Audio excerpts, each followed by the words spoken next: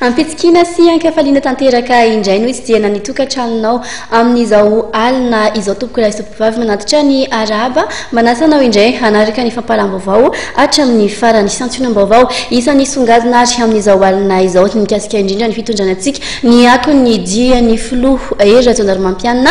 tany Israely eo ihany koa mikasika indrindra ny fitidiana izay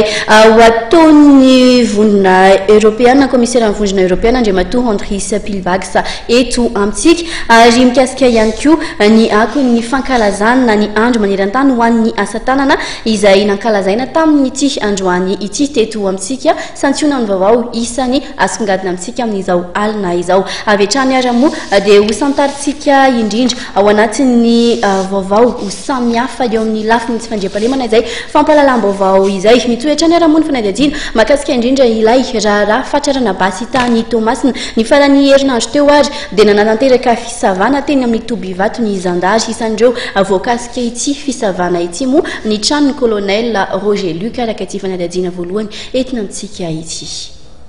Ny alahady valojona maraina lasa teo dia nisy ny fisavana izay nitanterahan'ny Zandary teny mitoby teny amin'ny RFI Vato. Anisan'ny nosavaina tamin'izany ny tranon'ny colonel Roger Luc. Nambalany teo anivon'ny Gendarmerie Pireneny fa toy ny fanadihadiana ny rarabasy izay tratra tao amin'ny Serana-Tsambony Tomasina no nitarika amin'ny fisavana. Mahakasika ny fisavana ny tranon'ny colonel Roger Luc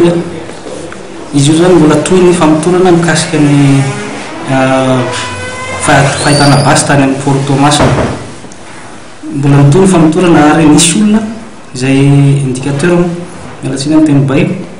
izay nanolo ny tranon'ny colonel Roger Luc natao zany fizavana nangataka ordre de perquisition tany amin'ny tribunal tany amin'ny fitsarana dia nahazo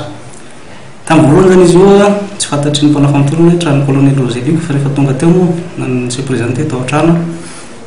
dia nilaza ilay olona tao hoe tranon'ny colonel Roger Luc nefa moa tsy maintsy tanterana ilay izy ary eto dia marina fa tsy ny tranon'ny colonel Roger Luc ihany koa no savaina fa misy be dia be ny trano gendarme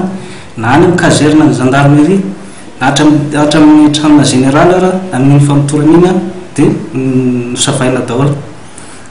dia zay zany moa mikasika ny tranon'ny colonel Roger Luc iny fa tsy nahitana ninina moa izy fa mitoy ny famotorana. Nohon'ny mety fanahina misy ny fanakorontanana fanjakana tokoa ve ny nanaovana amin'ny fisavana. Ny mpanao famotorana zany no mahita hoe inona moa zany no qualification na hoe chef de qualification anaovan'izay izy fa io moa zany ny qualification aty amin'ny mpanao famotorana tsy voatery anaraka an'izay koa zany any amin'ny fitsarana fa veriko ihany zany fa resaka fisavana ny tranon'ny colonel Roger Luc tsy izy rery akory no savaina fa io zany le famotorana zany no mandeha araka le voalaza teo mbola mitoy zany famotorana mikasika azy io zany hoe ny efa nosambolo moa misy efatra zany ny avy Antananarivo dia misy ihany koa zany telo avy any Betrokiny zany ny efatra avy Antananarivo moa efa natolotra ny fitsarana efa misy mandat de dépôt misy moa nazo liberté provisoire ohatrany tribunal mbola mitoy zany reto zany tiana mamafisana fa efa betsaka zany ny gendarme maty no resaka dahalo io any atsiny ary io hitantsika tsara izy amin'izao tsy mandehandeha ho azy mpanao ny misy ny mpamatsy ara-pitaovana dia misy koa zany ny famotsina omby ka ny ato amin'ny gendarmerie pirenena zany dia tsy anaiky mihitsy fa tsy maintsy démantelena io réseau io.